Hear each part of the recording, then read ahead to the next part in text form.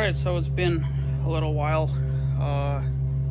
Took the Jeep somewhat off-roading to a beach in North Florida. Got sand in places, I need to blow it out.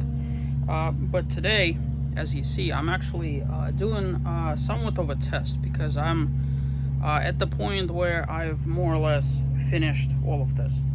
Okay, with respect to towing. Now, I should mention, those of you that tow will immediately recognize that this thing is off-killed. There's a couple of reasons for that. Number one, I haven't yet lifted the pickup truck, and I'm not gonna be towing it until that happens.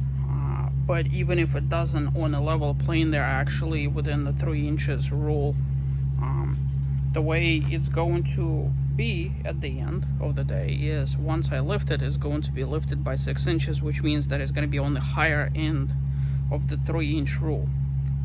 The goal is for the RV and the Jeep to be kind of on a level plane for towing plus minus 3 inches. So right now I'm 3 inches the other way, but where my motorhome is parked, it's uneven.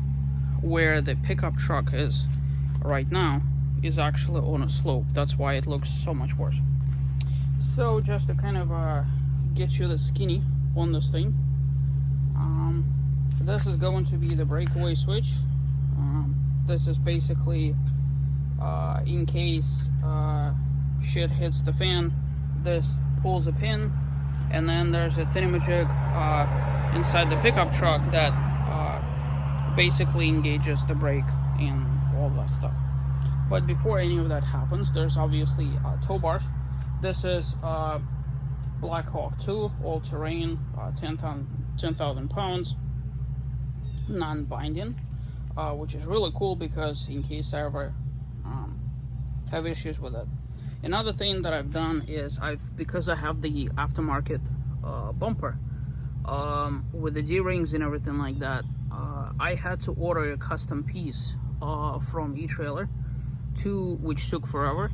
But this, they make them for 3/4 inch and 1/2 inch or something like that. Don't quote me on that. But there's basically 2 of them. And so what happens is they connect to the D-rings. I got safety chains connected. I actually did this number over here. There's a hole that goes all the way from here to the other side there, and what I've done is I've put 1/2 inch bolt in there. I put those doohickeys in here, and basically this is connecting there. And also there's going to be an additional safety chain which I haven't connected at this time, but because I have 2 rings, one over here and one over here, second one is going to go straight from there-ish back to basically here. So I got a whole situation going on. This is an orthodox setup. Most people will not have this issue, but as you see, I have a mini split on the back of my motorhome, and so I actually had to do an extension over there, which goes, and there's also anti-rattle devices on all of the connections, so nothing wobbles or anything like that. So this is an extension piece, 12 inches, and then a 10,000 pound 10-inch riser that's connected to the rest of this. So there's also lockable hitch pins, and because I had to extend everything, I actually had to extend my wiring harness over here, a 7-pin, which the other cable that goes to the Jeep, normally it would be connected way on the bottom there-ish somewhere, but because everything is pulled back, there's an extension. Same thing with the safety cables, everything is rated 10,000 pounds. So I'm doubling on safety on everything just in case, never know. And then of course everything is zip tied with high strength zip ties. So this is how it goes. And then the way this is wired, as with all the flat toe setups, is when you turn your signals and everything like that. And I have it covered in other videos. So I've already tested the wiring. Yes.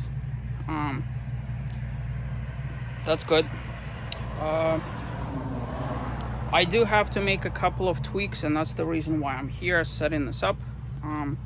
The second component of it is actually inside of the Jeep. This is the Patriot 3 by Blue Ox. Let me turn the phone this way.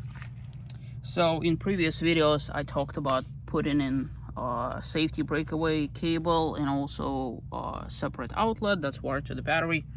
So basically, this is what pushes stop on the Jeep, which is really cool. And I have to make some tweaks over here as well. So at this point, if I was on level ground, I would be able to tow my Jeep behind my motorhome. There's also another device inside the motorhome itself. I'll have to figure out where to put it, but basically this doohickey is the extension of the Blue Ox system, which allows you to hit emergency brake, allows you to set force. It's kind of like a typical brake controller, except that it works in conjunction with the braking system. Now, both my motorhome and my Jeep have the same exact Contra IQ brake controller, which obviously isn't used for flat towing, but it's used for other purposes. So that actually came in handy, because when I was towing my Tacoma to Utah and Colorado, I was using this to control brakes on the car hauler trailer.